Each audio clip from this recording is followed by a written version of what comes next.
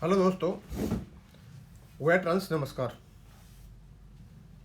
मैं दीवान सिंह।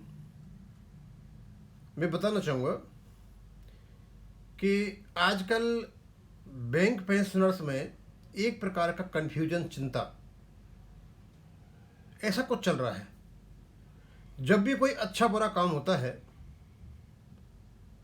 तो एकदम कन्फ्यूजन सा पैदा हो जाता है, और कभी कभी कुछ ऐसी अप्रत्याशित घटनाएं होती हैं जो कभी हुई ही नहीं।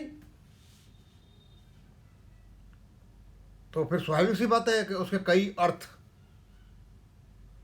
लोग लगाते हैं अपने अपने हिसाब से। उसी प्रकार एक लेटर निकाला 20 अप्रैल को government of India, ministry of finance, department of finance services, और ये अंडर सेक्रेटरी हैं विजय, आगे पढ़ने में नहीं आ रहा है, विजय शर्मा है एक साथ, कौन है, इनको निकाला है इन्होंने। और ये निकाला wage revision public sector banks. अब बेज रिवीजन 13वां बेज सेटलमेंट 1 नवंबर 2027 में लगना है, और अभी 2026 चली हुई है, और वो भी अभी अप्रैल का महीना ख़त्म नहीं हुआ है। आज तक कभी ऐसा हुआ नहीं कि इतने दिन पहले बेज रिवीजन का लेटर वित्त मंत्रालय की ओर से निकल जाए। अब इसके पीछे क्या उद्देश्य रहा होगा? अब पहले तो मैं सभी जो बैंक के वर्किंग एम्प्लॉयज हैं उनको धन्यवाद, कॉन्ग्रेचुलेशन देना चाहूँगा कि चलो भारत सरकार ने आपकी सुनी तो सही, कि लम्बा नहीं खींचेगा, टाइम से मिल जाएगा आपको, यदि हो पाया तो। ये अब नहीं हो पाया, अब वो किसकी गलती है पता नहीं चलेगा, भारत सरकार ने तो अपना पल्ला झाड़ लिया। लेकिन लोगों ने इसको कई प्रकार से पढ़ना शुरू कर दिया है। कई तो ये कह रहे भाई आखिरकार इतने जल्दी, यानी 11 महीने तो वो पड़े हुए हैं, और कितना 3 महीने 4 निकालो, 11 19 महीने पहले बेज सेटलमेंट का लेटर भारत सरकार की ओर से आना एक अप्रत्याशित घटना है। कहीं इसके पीछे कोई और कुछ तो नहीं है छुपा हुआ, कोई हिडन एजेंडा तो नहीं है। अब लोगों ने अपने अपने विचार जाहिर किए, ये हो सकता है, ये हो सकता है, ये हो सकता है। उसका एक लेटर बाद में डालूंगा मैं, प्रकाश जी का, उन्होंने काफ़ी पॉइंट लिखे हैं उसमें। अब इतना जल्दी निकलना, मैं तो यही अंदाज लगाता हूँ कि एक प्रकार का रेजेंटमेंट चला हुआ है वर्किंग एम्प्लॉयज में, वो पीएलआई को लेके। शायद उस व्याप्त रोष को कम करने के लिए लेटर निकाला होगा, थोड़ा ध्यान हटेगा। दूसरा, यूएफबीओ के नेताओं ने कोर्ट में केस भी कर रखा है, और आज वो टेढ़े टेढ़े चल रहे हैं। तो हो सकता है इस लेटर को निकलने से वो सीधे हो जाएं, क्योंकि यूएफबीओ को नेताओं तो केवल और केवल लेवी से मतलब है। उन्हें इससे कोई मतलब नहीं है किसी की पेंशन मिले नहीं मिले, अपडेशन हो ना हो, किसी पे तनख्वाह बढ़े नहीं बढ़े, उनका जरूर बढ़ जाना चाहिए, बस ये है। और एक व्यक्ति 76 साल का होकर के एक अजूबा है, पता नहीं वर्ल्ड में कितने अजूबा, एक अजूबा ये भी एक 76 साल का व्यक्ति वर्किंग एम्प्लॉयज की पेन अलाउंसेज के निर्धारण में भाग लेता है। उसका नाम है वेंकटाचलम। अब ये अजूबा वाली बातें सारी, और अजूबा ये भी है कि व्यक्ति 5 लाख का चंदा फिलिस्तीन को भी दे देता है जो दे नहीं सकता। वो सारे काम होते हैं। पहले तो मैं लेटर को पढ़ूंगा, और उसके बाद में एक लेटर और निकाला है, कुछ व्यूज एक लोगों ने अपने दिए हैं, उसको डालूंगा मैं। तो कहते हैं chairman State Bank of India को लेटर निकाला है, और MD CEO all nationalise bank को निकाला है।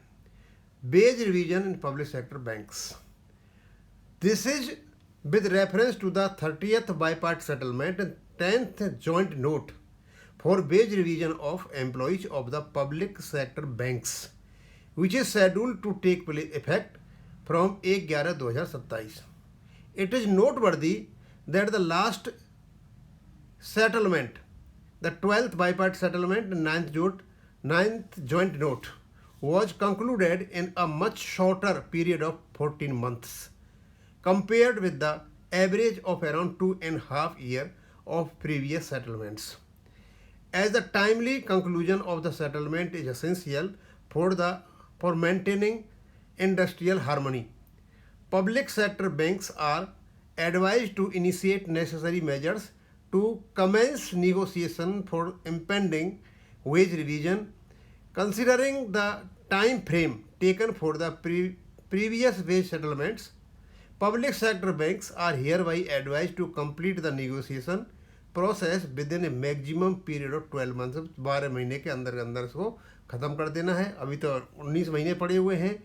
और दूसरा क्या है कि उन्होंने कहा है कि इंडस्ट्रियल हार्मनी मेंटेन करने के लिए इन्होंने ये किया है। अब बेस सेटलमेंट से कैसे इंडस्ट्रियल हार्मनी हुई ये तो पता नहीं। इंडस्ट्रियल हार्मनी तो शायद कि पीएलआई वाले मुद्दे पर बिगड़ी हुई है। अब पीएलआई का मुद्दा ठीक हो तो बात समझ में आती है। अब यस इससे कैसे 2027 में नवंबर में इसको ठीक कर पाएंगे ये I don't know. Furthermore it has been observe that on previous occasions consequential amendments to the pertinent regulations have been effected after a considerable delay following the settlement. As negotiations for the upcoming settlements are now being initiated in a timely manner, it is understood that the consequential amendments to the relevant regulations should also be completed prior to the scheduled date of the next phase settlement. The process of implementing consequential amendments to the regulation typically take approximately 3 to 4 months.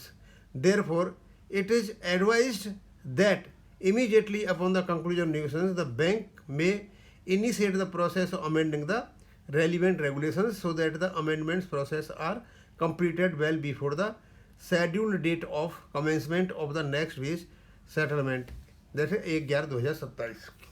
It is reiterated that public sector banks are advised to initiate and conclude negotiations for the upcoming wage settlement within 12 months and complete all necessary amendments to the relevant regulations to give effect to the wage revision from 1/11/2027.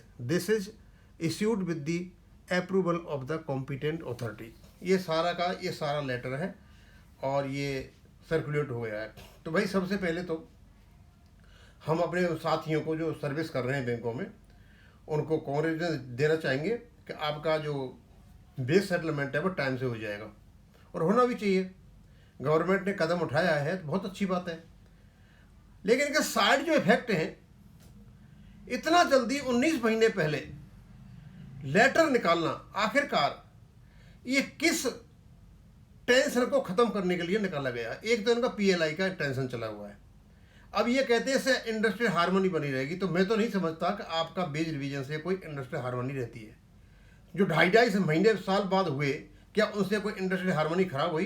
क्या कोई bank बंद हुई? सब अपनी नौकरी कर रहे थे, सब नौकरी में काम में जा रहे थे, पीछे एरिया मिल जाते हैं। तो ये तो नहीं मानने वाली बात है कि इसके पीछे उद्देश्य रहा है टू मेंटेन इंडस्ट्रियल हार्मनी।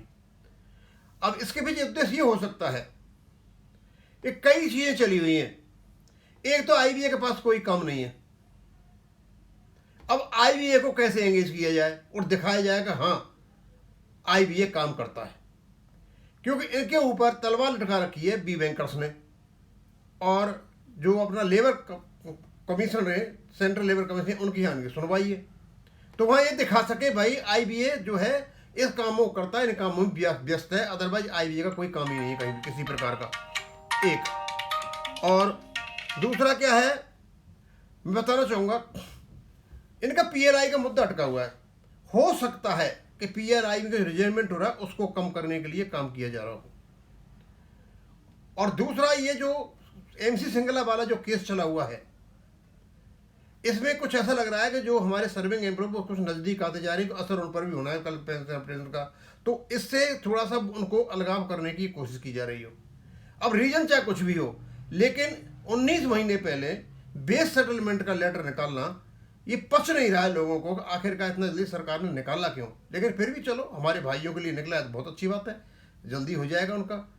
अब और भी हैं, इसके बाद में डालूंगा। एक आदमी सुभाष जी हैं शायद, सुभाष जी ने लंबा चौड़ा कुछ पॉइंट दिए हैं कि भाई ये हो सकता है, ये हो सकता है, वो भी उनका पॉइंट डालेंगे, क्योंकि हमारा चैनल है, हम लोगों तक बात पहुँचाते हैं। अब मैं यहीं खत्म करूँगा। थैंक यू, धन्यवाद।